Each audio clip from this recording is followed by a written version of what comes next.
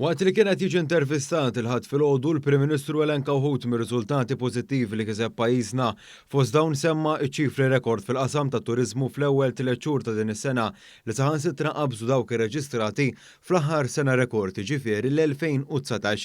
Il-Prim Ministru stqarr kif dan is-suċċess ma ġiex b'kombinazzjoni iżda permezz ta' ħidma strateġika li waslet biex pajjiżna ikompli jkun magħżul bħala destinazzjoni favorita ta' għexieren ta' eluf ta' turisti. Semmi l-eżempju tal-Polonja. Ta' turisti li waslu mill-Polonja żdiedu b'75%.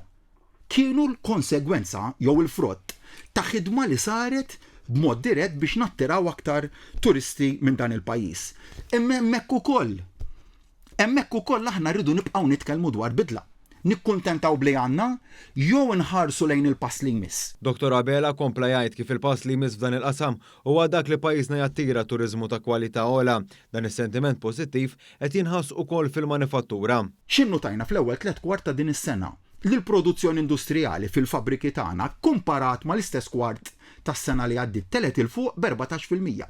Settur dan il-ħadd ieħor kien qal li se jmut il-mewta naturali u naraw żieda daqstant ieħor b'saħħitha. Meta tara mbagħad fil-kuntest ta' x'qed jiġri llum madwar il-bqija tad-dinja fejn għandek inti ħafna pajjiżi anke fl-Ewropa li qed jitkellmu fuq riċessjoni. Il-Prim Ministru semma wkoll statistika maħruġa mill-Uffiċċju tal-Istatistika Ewropew, il-Eurostat, li wriet kif pajjiżna minkejja l-pressjonijiet internazzjonali u l-insularità li għandha Malta, il-konsum lokali xorta żdied.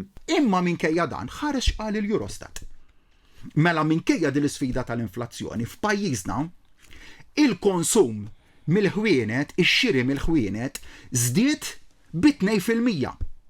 Mal-bqija tal-Ewropa il-konsum mill-ħwienet naqas b'4%. Meta tara pajjiżi bħal nsemmi l-Estonja, nsemmi l-Slovenja, insemmi l-Ungerija, il-konsum mill-ħwienet, ix-xiri mill-ħwienet taf kemm naqas b'13%.